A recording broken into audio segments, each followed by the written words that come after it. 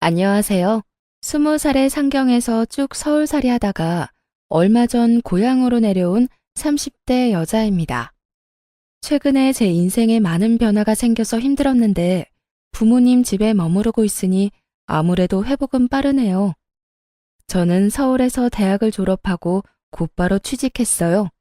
타지에서 올라왔지만 졸업 후 자리를 빨리 잡았죠. 그래서인지 쭉 서울에서 살 줄 알았어요. 그런데 서울의 집값은 말도 안 되게 계속 오르고 내 집 마련 꿈은 점점 멀어지더라고요. 그래서 시작한 게 판매 부업이었어요. 회사 다니면서 시작한 정말 작은 부업이었죠. 그런데 인생 정말 한치 앞을 알 수 없나 봐요. 부수입 만들려고 시작했던 그 판매 부업이 잘 되어서 지금은 어엿한 사장님이 됐거든요. 그 후 저는 사내 커플이었던 남자친구랑 결혼도 하고 사업도 잘 풀려서 기쁘게 회사를 그만뒀습니다.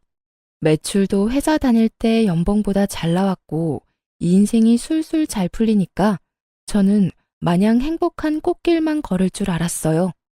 그런데 결혼 후 내 집 마련 꿈에 거의 다다랐을 쯤 남편이랑 이혼하고 이렇게 홀로 본가로 오게 됐네요. 그럼 제가 꽃길 대신 지독한 이혼길 걸은 사연 지금 들려드릴게요. 여러분, 결혼 전에는 혼자 살면서 소비에 대한 습관이 잘 잡혀있지 않더라도 결혼하면 다들 합심해서 부부끼리 허리띠 졸라매는 것 아닌가요? 평생 같이 살 부부끼리 경제관념도 하나 합치지 못하면 얼마나 어려움이 많겠어요? 그런데 제가 딱 그랬어요. 저희 남편은 제가 회사 다닐 때보다 돈도 더 잘 벌면서 왜 이렇게 공상이냐며 툴툴거릴 때가 많았어요. 집에서 먹는 거였어? 에이씨, 가끔은 나도 분위기 좋은 레스토랑 가서 고기도 썰고 싶다고. 남편이 오랜만에 소고기 먹고 싶다길래 일부러 비싼 한우를 사놨는데요. 집에서 고기를 구워 먹는 게 불만이었는지 고기를 굽는 저를 보며 툴툴대기 바빴어요. 안 그래도 남편이 연애할 때는 안 보이던 철없는 모습을 종종 보았던 터라 이번에도 철없는 고등학생처럼 괜히 심술부리나 보다 싶어서 그러려니 넘기려 했죠. 그런데 그날따라 제 속을 슬슬 긁어대는데 열이 좀 받더라고요. 당신 생일 얼마 안 남았잖아. 그때 가자. 이것도 좋은 고기야. 특별히 한우로 사왔단 말이야. 좋은 고기? 당신이 사왔으면 못 뻔하지. 또 할인하는 고기 사왔지? 그리고 넌 레스토랑을 꼭 무슨 날이어야 가냐? 인생 재미없게. 아, 돈 벌면 좀 쓰는 재미가 있어야 하는데 그런 게 전혀 없잖아. 아니, 할인하는 건 사람이 못 먹는 소고기야? 일부러 시간 내서 사왔는데 말을 왜 그렇게 밉게 해? 우리 부자 아니고 그냥 평범한 서민이잖아. 당연히 레스토랑은 무슨 날이어야 가는 게 맞지. 그리고 재미가 없긴 뭐가 없냐? 통장에 잔고가 느는 재미가 있잖아. 난 잔고 보면 재밌기만 하고만 뭘. 아, 당신도 얼른 우리 명의로 된 집에서 살고 싶다며. 둘이 열심히 모아야 하루빨리 집을 사지. 하여튼 말로는 이길 수 없다니까. 아니, 난 그 과정이 이렇게 지질이 궁상일 줄은 난 몰랐지. 자유롭게 돈 펑펑 쓰는 우리 형이 부럽다. 자기야, 소고기 먹고 싶대서 소고기 사온 게 뭐 그렇게 궁상이야.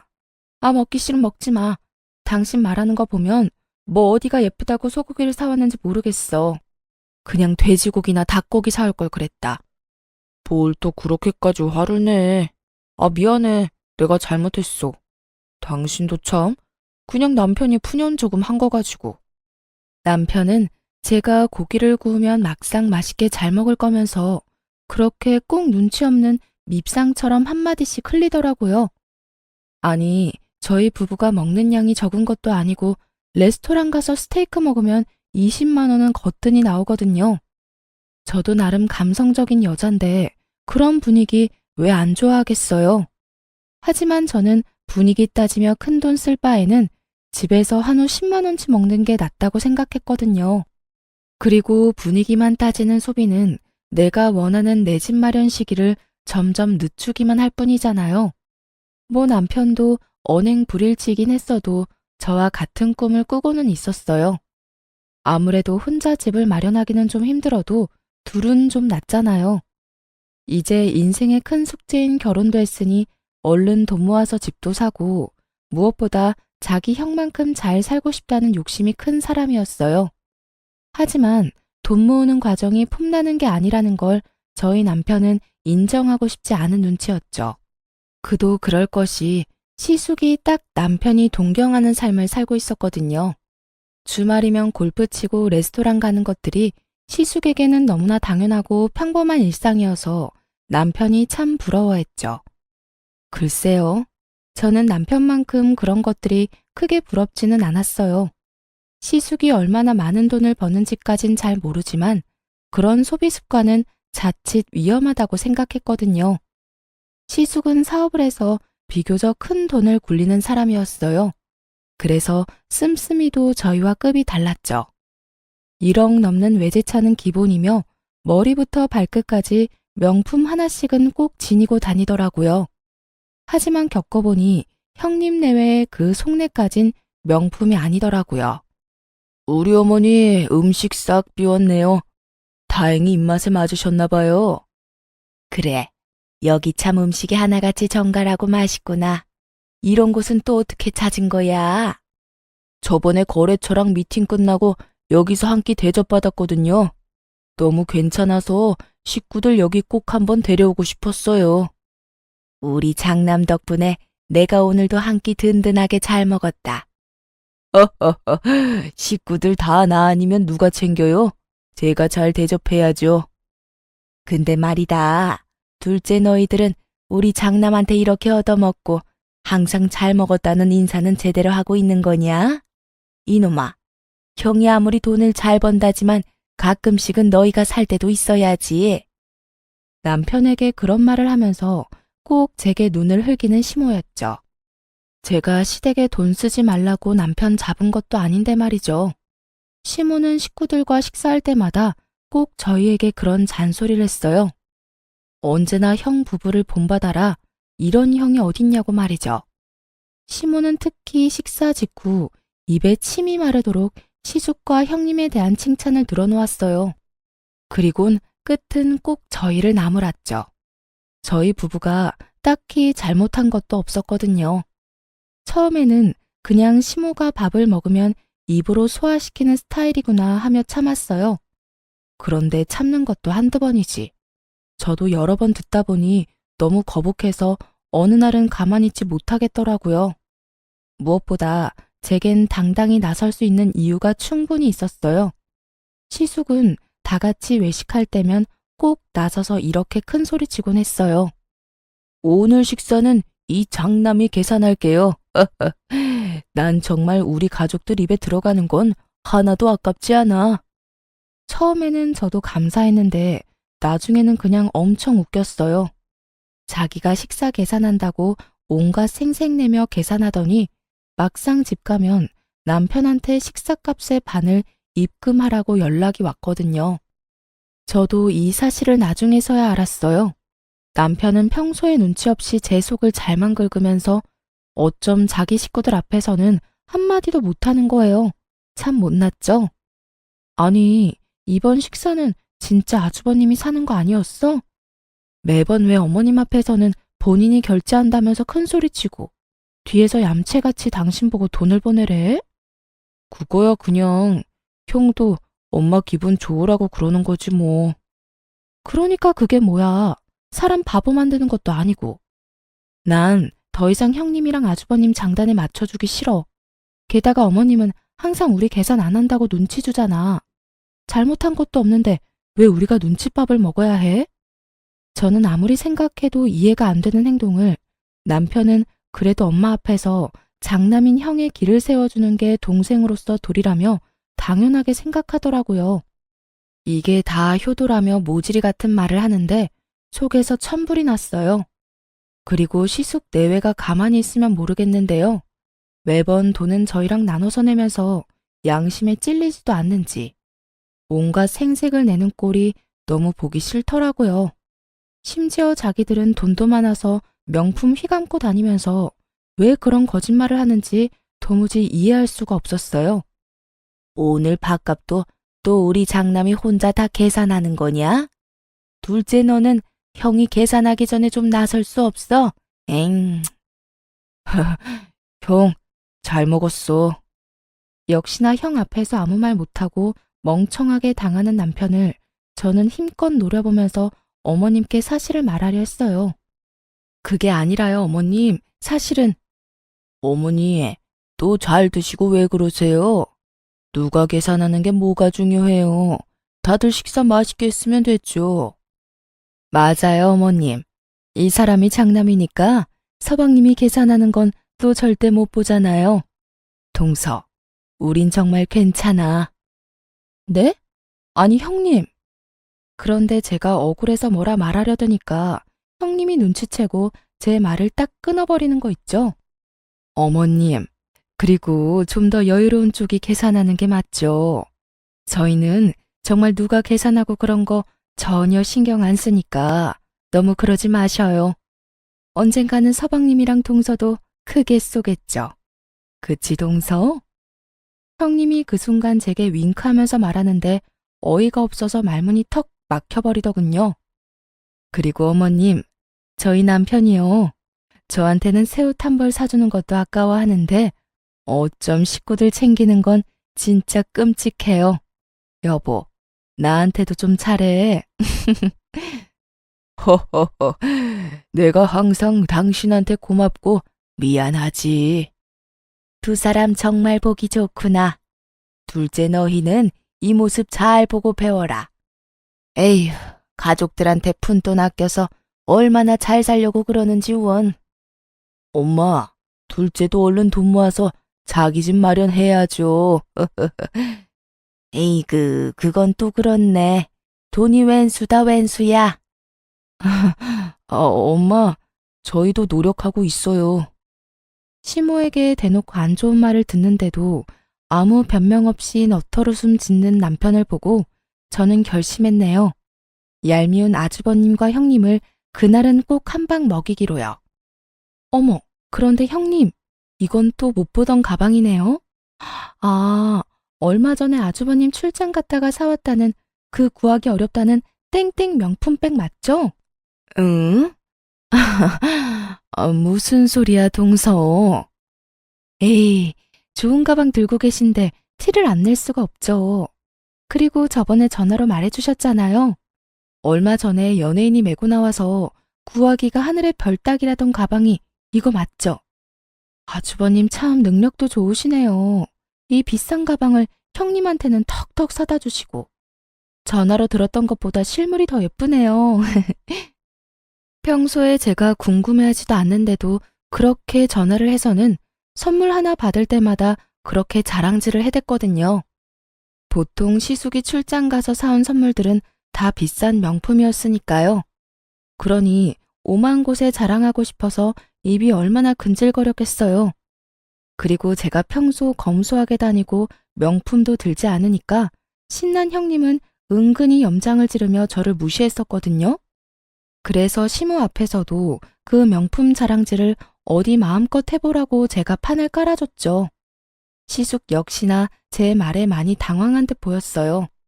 형님은 곤란한 얼굴로 누나를 요리조리 굴려댔어요. 시숙 눈치 한번 봤다가 다시 시모 눈치 봤다가 아주 바빴죠. 에이, 동서, 무슨 소리야. 저 가방 얼마 안 해.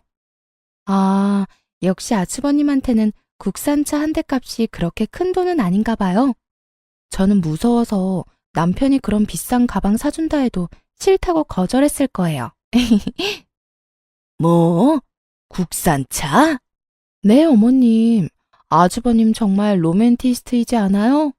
출장 갈 때마다 어떻게 한 번도 빼먹지 않고 구하기 어려운 명품백을 턱턱 구해오시는 건지. 으이그, 여보.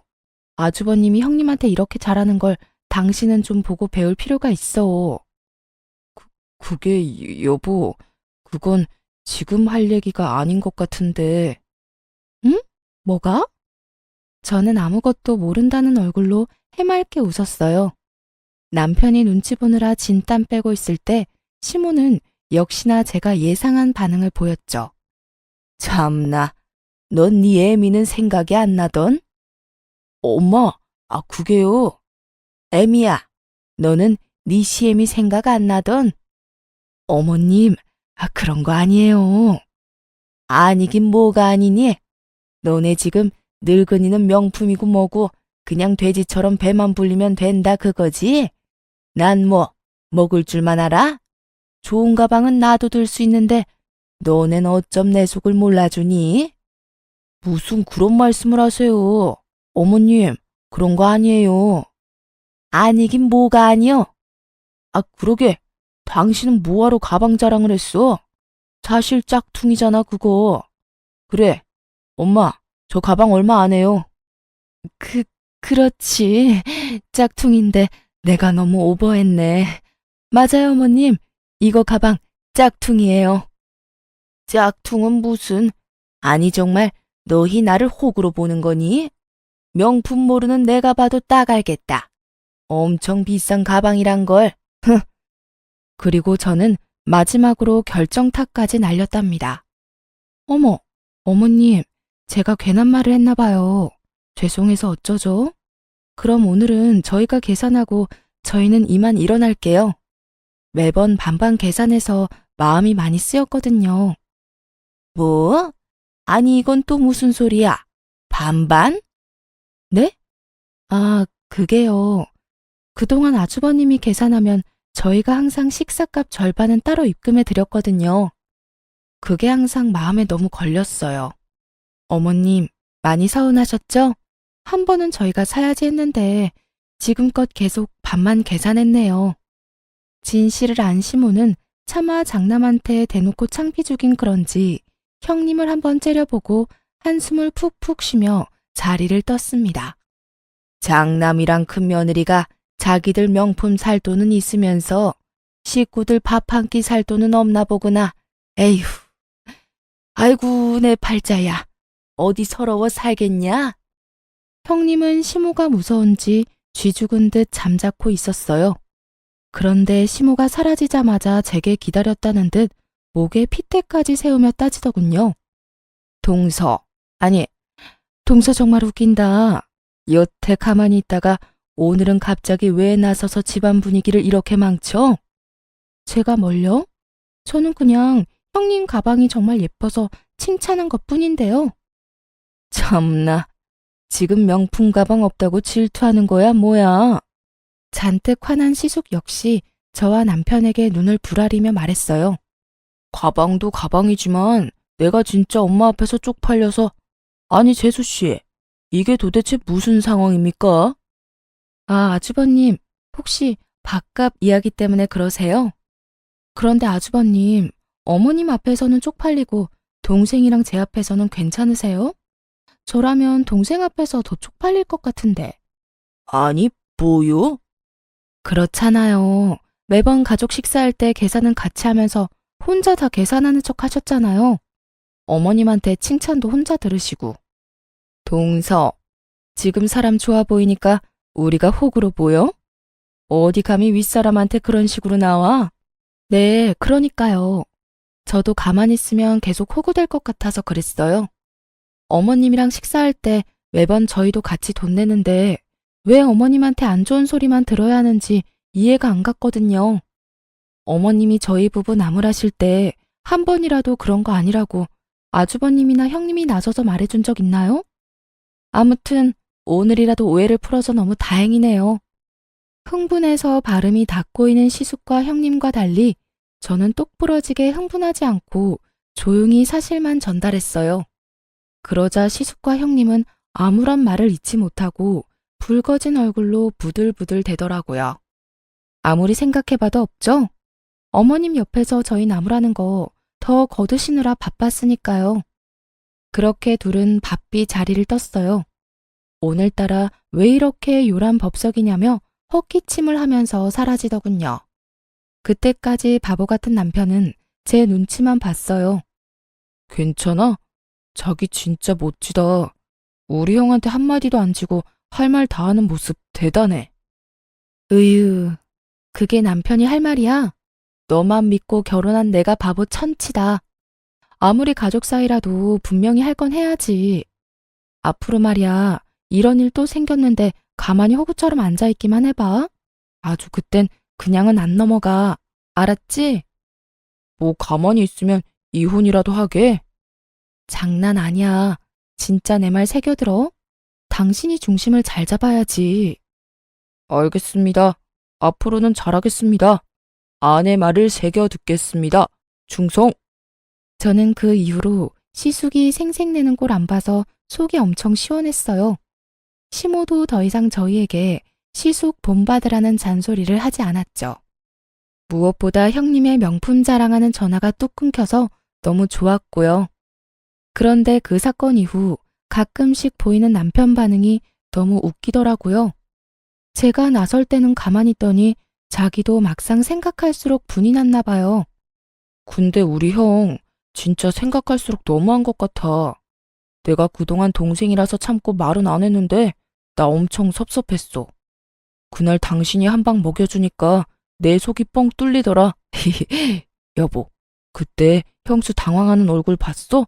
정말 웃기더라. 그러니까 명품 자랑도 적당히 하시지. 누군 뭐 들 줄 몰라서 안 들어? 당신이 버는 돈이 얼만데.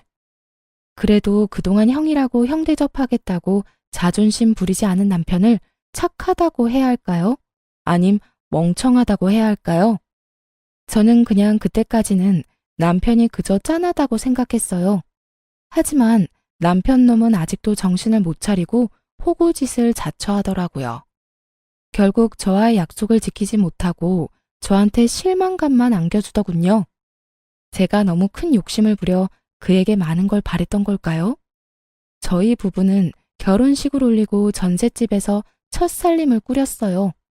처음엔 그것도 얼마나 신이 났던죠. 하지만 저는 그럴수록 지출을 아껴야 된다고 생각했어요. 지금처럼 전세가 아닌 저희 소유의 자가를 가지기 위해서 말이에요. 나름 먹을 거 안 먹고 입을 거 최대한 아껴서 지출을 줄여나갔죠. 정확히 말씀드리자면 남편보다 제가 더 살뜰히 아끼긴 했어요. 남편에게는 먹고 싶은 거, 할인하는 거 찾아서라도 해줘도 저는 먹고 싶은 거 한 번 더 꾹 참았죠. 그리고 요즘 중고거래 시스템이 워낙 잘 되어 있잖아요. 저희 부부는 각자 수입에서 개인 용돈 빼고 모조리 저금했는데 저는 개인 용돈이 있다 할지라도 새 옷도 안 사 입고 중고거래로 새 옷 같은 헌옷만 사 입었어요. 참 궁상 맞다고 남들은 욕할 것 같지만 그렇다고 막 지저분하게 다니거나 늘어진 옷을 입고 다니지는 않았답니다. 요즘은 멀쩡한 새 옷도 저렴하게 팔더라고요. 누구는 굳이 미련하게 그렇게까지 왜 하냐 욕할지 몰라도 저는 빚 없는 저의 보금자리를 위해서 지금 당장에 헌옷을 입어도 괜찮았어요. 얼른 돈 모아서 내 집 사고 싶은 마음뿐이었죠. 그런데 이 철없는 남편은 밥 먹고도 항상 입이 심심하다며 디저트나 간식을 배달시켜 같이 먹자며 떼를 쓰더라고요. 여보, 방금 밥 먹었는데 뒤돌아서니까 금방 또 배고프네. 아, 여보, 난 매운 게 왜 이렇게 땡기지? 우리 맛있게 매운 땡땡 떡볶이 시켜 먹을까? 연애 때였으면 저도 바로 떡볶이 제안에 넘어갔겠지만 이제 가정을 이뤘고 목표가 있는 저는 의지의 대한민국 아줌마였죠. 집 앞에 분식집 아직 안 닫았을걸? 분식집에서 포장해오면 5,000원이면 먹을 수 있는데 배달 떡볶이는 너무 비싸. 이것저것 시키면 배달비까지 거의 2만 원 넘잖아. 자기 먹고 싶으면 얼른 가서 사와. 난 안 먹어도 돼. 아, 싫어. 나가기 귀찮아. 그럼 떡볶이 말고 치킨은 어때? 오랜만에 치맥할까? 시원한 생맥주도 같이 시켜서 한잔하자. 당신 아까 밥 그렇게 먹고 밤중에 웬 치킨이야. 그렇게 출출하면 내가 치킨 너겟이라도 구워줄까? 냉장고 안에 캔맥주도 있어. 남편이 배달 음식으로 유혹할 때마다 저는 배달 어플 대신 냉장고랑 식량 창고를 열심히 뒤져서 남편에게 먹을 거리를 찾아줬어요. 뭐 남편은 당연히 제게 싫은 소리 했죠. 자기 개인 용돈으로 시킬 건데 왜 배달도 맘대로 못 시킨다며 엄청 짜증을 냈어요. 저는 그저 개인 용돈이라 할지라도 집에서 배달비로 허무하게 쓰지 않길 바라는 마음이었는데 말이죠. 당신 돈 아까워서 지금 그러지? 나 치킨이랑 생맥주 지금 당장 먹고 싶다고. 난 뭐 내 맘대로 배달도 못 시켜 먹어? 걱정 마. 다 내 용돈으로 시킬 거니까. 아니야. 난 그냥 집에서 배달 시켜 먹는데 3만 원씩 쓰는 것보다는 나중에 나가서 그걸로 맛있는 거 사 먹으라고 그런 거지. 우리 좀 전에 밥도 배부르게 먹었잖아. 거짓말. 그냥 돈 아까워서 그런 거면서. 이뿐만 아니라 남편은 어느 날은 또 비싼 게임기를 사고 싶다. 차를 새 걸로 바꾸고 싶다. 참 여러 가지로 징징거리며 저를 괴롭혔어요. 하지만 저는 어떻게든 남편을 어르고 달래서 절약하는 데 성공했어요. 그러고 마침내 은행 대출 없이 오로지 우리 돈으로 집을 살 수 있는 날이 다가왔어요. 남편의 얼굴을 봤는데 정말 놀라서 한참을 벙쪄 있더라고요. 여보, 우리 진짜 집 생기는 거야? 은행 지분 잔뜩 있는 대출 낀 집 말고 진짜 우리 집이야? 정말 고생했다 우리. 아, 아니, 당신 덕분에 여기까지 온 거지. 그동안 내가 너무 철없게 굴었지? 미안해. 그 순간 그동안 제가 소갈이 했던 부분이 싹 해소됐어요. 그때만큼은 남편이 제게 정말 미안해하는 눈치였거든요. 남편의 말들을 듣는데 괜히 눈물이 나고 그동안 철없는 남편이 저지른 미운 짓도 다 잊을 정도로 행복했어요. 비록 저희가 모은 돈이 서울에서 집 사기엔 턱도 없었지만 이 세상 어딘가에 저희 집이 생긴다는 사실만으로 기뻤어요. 저와 남편은 돈을 모아서 제 고향인 지방으로 내려가기로 결혼 전 약속했었거든요. 거기가 아파트 가격도 예상과 맞았고 아이 키우며 살기 딱 적당했어요. 그리고 제 사업이 커진 만큼 일손도 늘어났었기에 남편은 회사는 그만두고 제 일을 본격적으로 돕기로 했어요. 다행히 둘 다 월급쟁이가 아니라서 지방으로 가는 게 가능했죠. 요즘 취업난이다 뭐다 일자리 구하기가 너무 어렵잖아요. 둘 다 걱정 없이 밥 벌어먹고 살 수 있음에 저는 너무 감사했어요. 그런데 저희 남편은 주어진 현실에 전혀 감사해하지 않고 당연하다는 듯 아주 뻔뻔하게 더 큰 걸 제게 바라더군요. 저는 30대이지만 제 남동생은 현재 고등학생이에요. 나이 차이가 많이 나는 늦둥이라 거의 제가 키우다시피 했죠. 아무래도 애틋하다 보니 동생이 부모님한테 받는 용돈이 있어도 제가 또 따로 한 달에 20만 원을 용돈으로 챙겨줬어요. 그런데 그걸 우연히 알게 된 남편이 불같이 화를 내더군요. 사실 제가 결혼 전부터 동생 용돈을 챙겨왔던 거라 부부가 된 후 미리 언지를 못 줘서 서운할 수 있겠다 싶었어요. 하지만 과하게 화를 내는 남편 때문에 또 마음이 확 상하더군요. 나는 게임하는 거 고작 몇만 원도 못 쓰게 하더니 자기 동생한테는 20만 원? 장난해? 당신은 동생만 중요하지? 아니, 고작 몇만 원 아니고 게임으로 결제한 거 몇십이었잖아. 심지어 한 번도 아니고 매달 결제하잖아. 게임에 쓰는 돈 좀 자제해달라고 한 게 그렇게 잘못이야? 내가 미리 동생 용돈 챙겨주는 거 말 못해서 미안해. 미안하긴 한데 이게 당신이 이렇게까지 화낼 일인가 싶어. 20만 원이면 내가 버는 돈에 비해 턱없이 적은 돈인 거 알잖아. 게다가 당신은 개인 용돈 말고 생활비에서 쓴 거고. 나는 내 용돈에서 준 거란 말이야. 미안하면 미안한 거지 왜 이렇게 변명이야? 난 그것도 모르고 매일 너한테 잡혀 살았네. 아, 몰라. 나도 이제 돈 펑펑 쓸 거니까 말리지 마. 그리고 입장 바꿔서 내가 형한테 돈 주다가 들키면 당신 가만 있을 거야? 무슨 말도 안 되는 억지야. 아주버님은 돈 많은 어른이고 내 동생은 아직 미성년자야.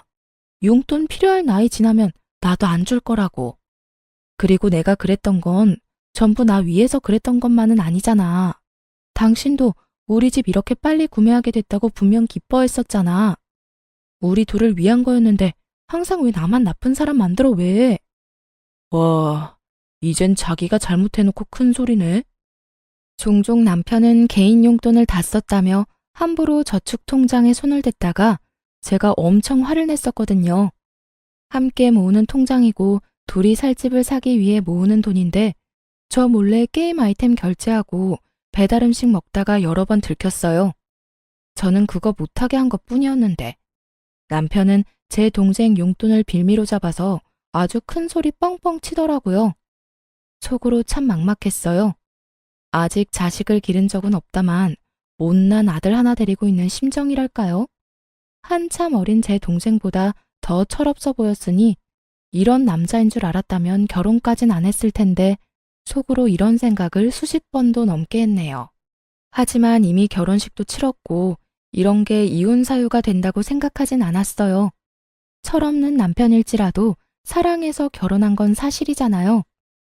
애써 남편의 좋은 점을 떠올리며 긍정적으로 생각하고 넘겼어요. 그런데 이런 제 노력에도 불구하고 넘길 수 없는 큰 고비가 찾아오더군요. 남편과 말다툼하고 며칠 뒤였어요. 서로의 답답함에 대화도 제대로 안 했었거든요. 그래서 서로 서먹한 상태 그대로 시모 생일을 맞이했어요.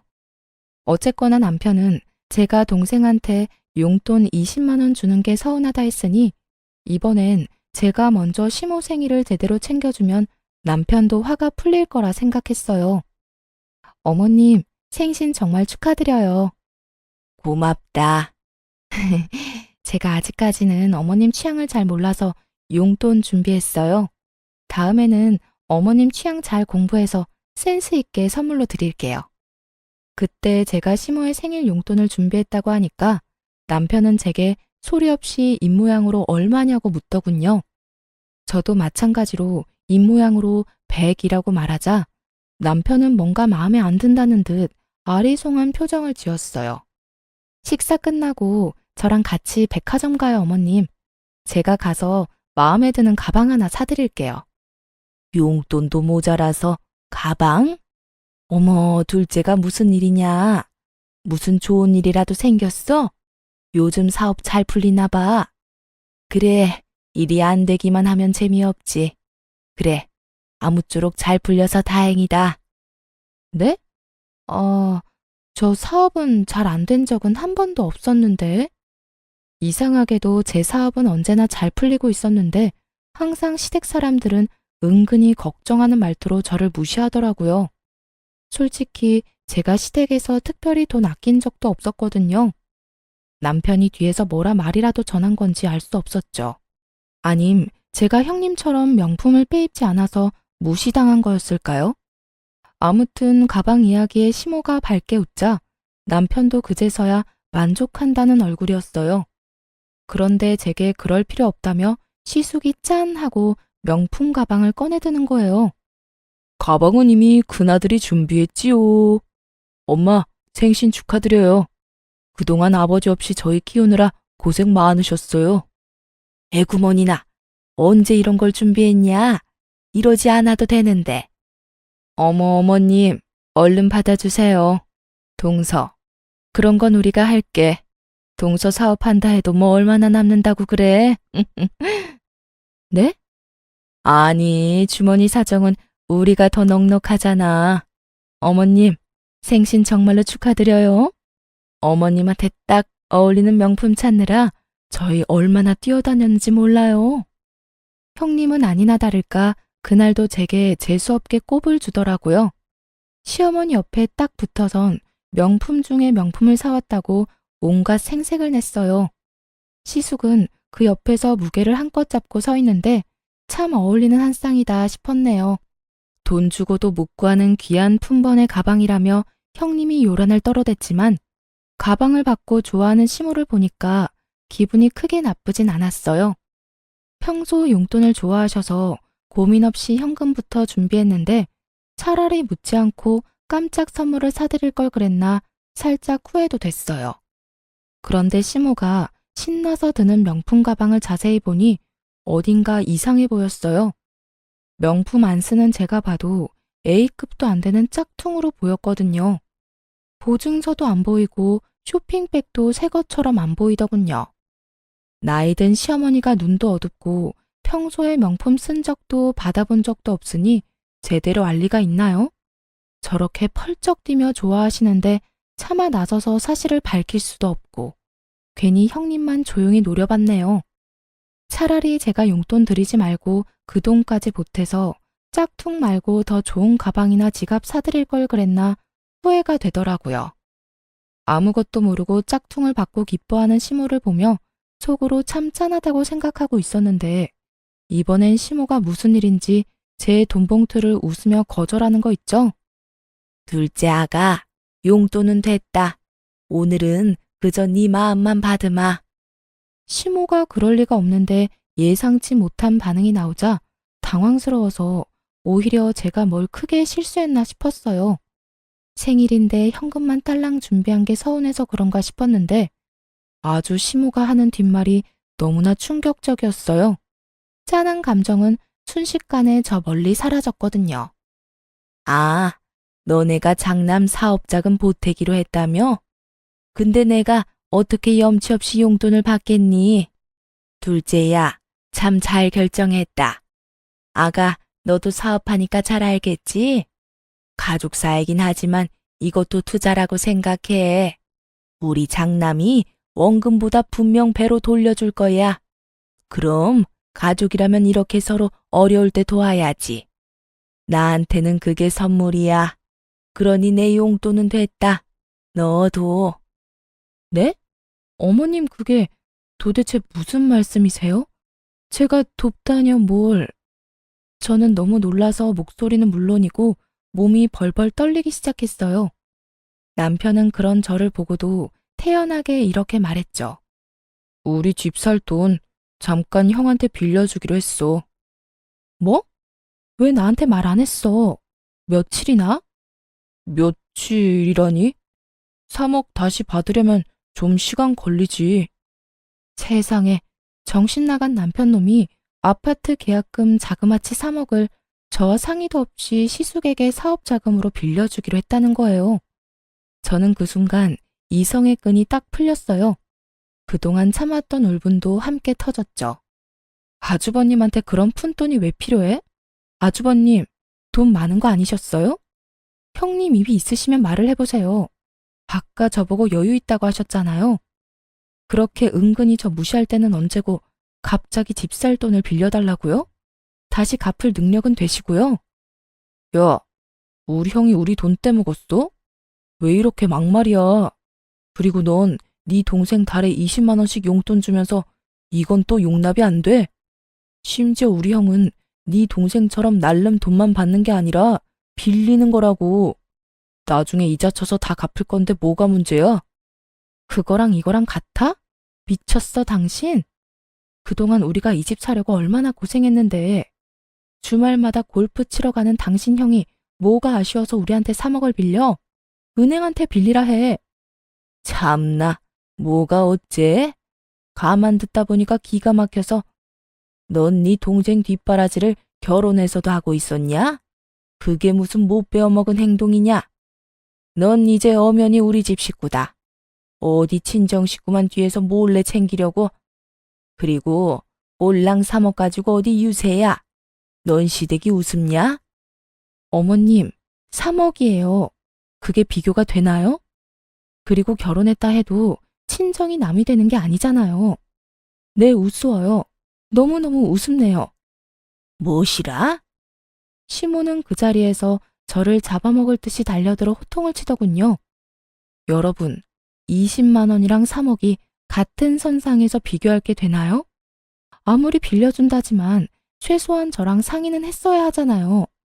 당연히 그 3억에는 남편보다 제가 더 지분이 많았고요.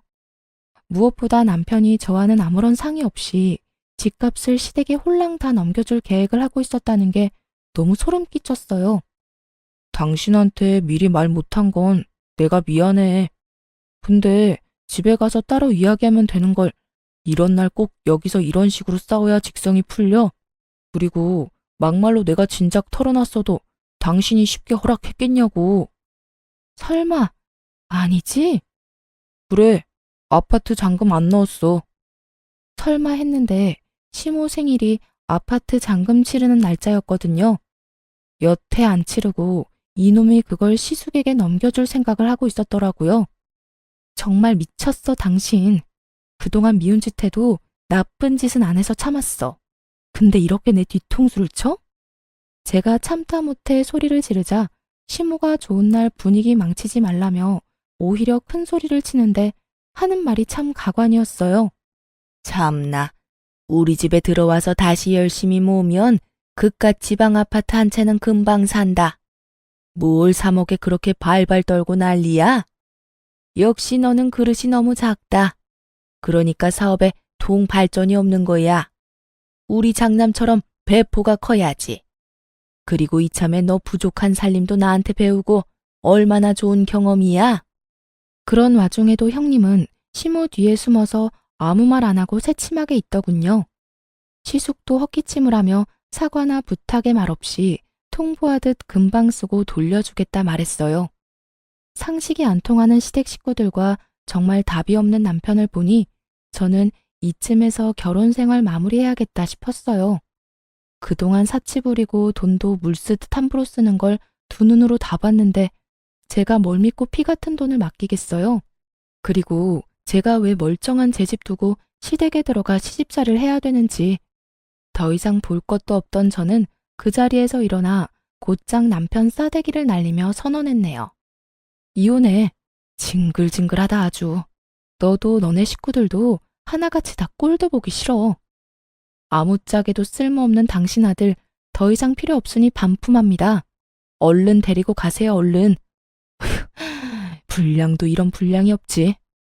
그 와중에 시모는 자기 아들 뺨 맞은 것만 눈에 보이는지 아주 개거품을 물더라고요. 네가 감히 어디 손찌검이야? 그리고 뭐 불량? 너 말 다 했냐? 네, 불량은 물론이고 절대 못 고쳤어요. 저 그동안 이 철없는 자식 데리고 사느라 너무 힘들었거든요. 뺨 한 대 정도는 양반 아닌가요? 더 날리고 싶은 거 겨우 참은 거예요. 그러니까 이제 어머님이 이놈 다시 데려가서 마저 키우세요. 툭하면 애처럼 구는데 아직 덜 자란 것 같거든요. 아님 원래 저런 정신 수준일지도 모르겠네요. 그리고 꼴랑 3억, 그깟 3억 정 보태고 싶으면 어머님 집 팔아서 보태주시면 되겠네요. 저는 여기 그 누구한테도 제 돈 한 푼 줄 생각 없어요. 여보, 너 진짜 왜 그래? 정신 차려. 너무 흥분했어. 그만해. 진정하고 집 가서 이야기해. 너야말로 정신 못 차렸니? 아직도 상황 파악이 안 돼? 네 형한테 투자하고 싶으면 이혼하고 네 돈으로 해, 이 자식아. 남편은 지금껏 뭘 믿고 그렇게 나댔던 건지 저의 단호한 이혼 선언에 동공이 마구 흔들리며 깨갱하더군요. 내가 잘못했어. 우리 일단 집 가서 둘이 이야기해, 응? 남편은 이런 반응은 예상을 못했던 건지 갑자기 잘못했다고 싹싹 빌기까지 하더라고요. 그런데 더 어이가 없는 건 남편 옆에 서 있던 시숙 부부가 하나도 잘못한 거 없다며 얼른 일어나라며 호통치는 모습이었죠. 자기들이 꼭 피해자인 것처럼 행동하는 꼬라지를 보고 있자니 너무너무 약이 올랐거든요. 그래서 혼자 삼키려던 말도 참지 않고 시원하게 내뱉어줬어요. 내가 진짜 이 말까지 안 하려고 그랬는데 어머님 잘 들으세요. 사실 아주버님이 준 저 가방 짝퉁이에요. 그것도 동네 어디 시장에서 10,000원 주고 산 것 같은데 어머님 수준에 딱 맞는 가방 사왔다고 떠들어대더니 백화점도 아닌 시장바닥이라고요. 이래도 어머니 생각만 하는 아주 끔찍한 장남 같아요? 어디 모임 같은 데 들고 나갔다가 쪽팔림 제대로 당하실 텐데. 그때 흥분한 형님이 저를 냅다 밀치려고 해서 빠르게 피했어요. 그랬더니 보기 좋게 혼자 바닥에 고꾸라지더라고요. 아, 이게 무슨 짓이야? 난 아무 짓도 안 했는데.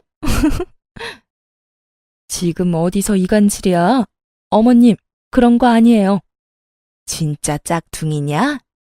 시모가 믿을 수 없다는 듯 가방을 여기저기 살피기 시작했어요. 네, 그 가방 들고 매장에 가보세요. 진품인지 아닌지 알 수 있겠네요. 덤으로 쪽팔림도 없고요.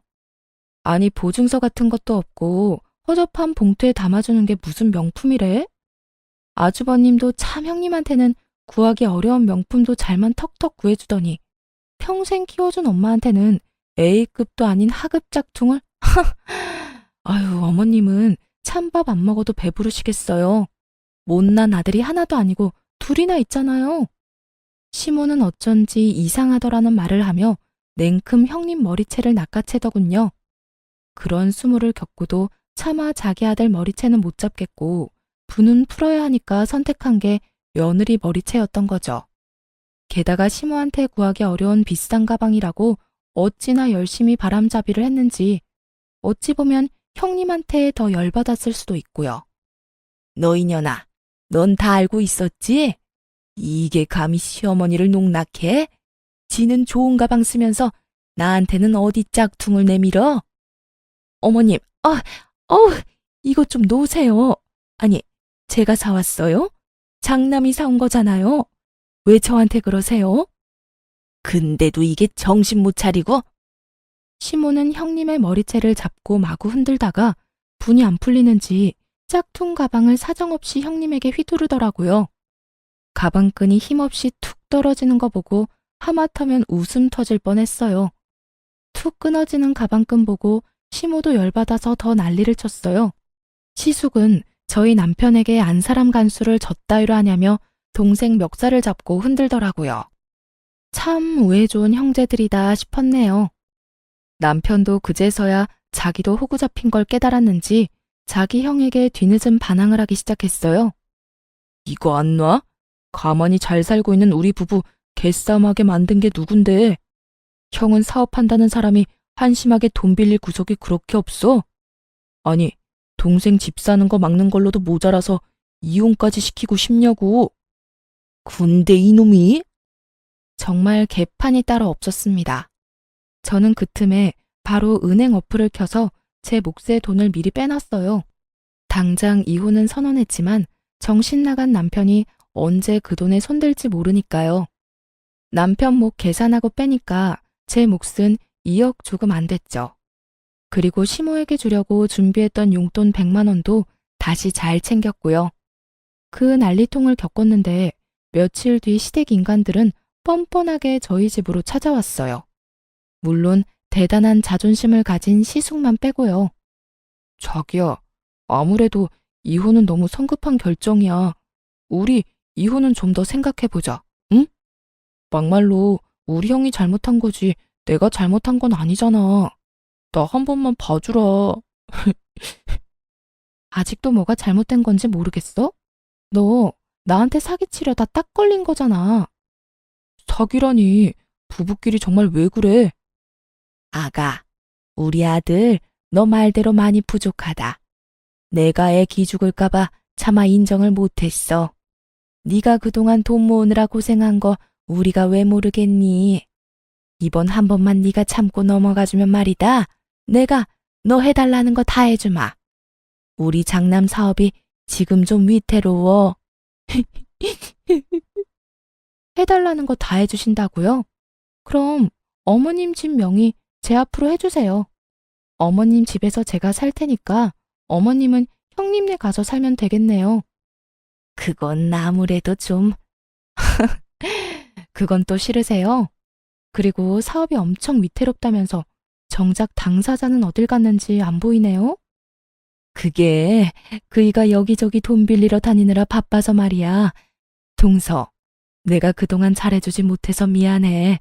이참에 우리 자매처럼 친하게 지내자, 응? 남편, 시모, 형님 셋이 제 앞에 무릎 꿇고 싹싹 비는데 저는 그 모습들도 그저 가증스럽기 짝이 없더라고요. 결국 제 돈이 필요해서 미안한 척 연기하는 거니까요. 제게 돈 아끼고 궁상이라고 눈치 줄 때는 언제고요. 사정 들어보니 도와준다는 사람들이 갑자기 다 등을 돌려서 가족들이 도와주지 않으면 아예 망하기 직전이었어요. 그러게 얼마나 주변에 못했으면요. 하긴 친동생한테도 그러는데 알만하네요. 근데 아주버님 끝까지 자존심 부려서 직접 안 온 거 맞죠? 아니, 돈이 필요하면 직접 와서 부탁해야죠. 아깝다. 난 빌려주고 싶었는데 한 명 무릎이 부족해서 안 되겠네요. 제가 그렇게 도발하자 형님은 제 예상대로 본 모습을 보이더군요. 야, 너 말이야. 주제를 알고 까불어. 말이 너무 심하잖아. 지금 잠시 우리가 위태롭지. 잘 풀려봐. 어디 너 따위가? 무릎 꿇으러 온 와중에도 머리부터 발끝까지 명품 치장하고 온 형님 보고 진절머리 났거든요. 그래서 속 시원하게 이렇게 말했죠. 어쩌죠? 난 내 주제 잘 알아요. 어디 저 따위가 그 대단한 사업을 돕겠어요? 평범한 서민은 절대 못 돕죠. 주제를 알아야 할 건 당신들이에요. 나 이제 집안 사람 아니니까 더 이상 이렇게 찾아오지 마시라고요.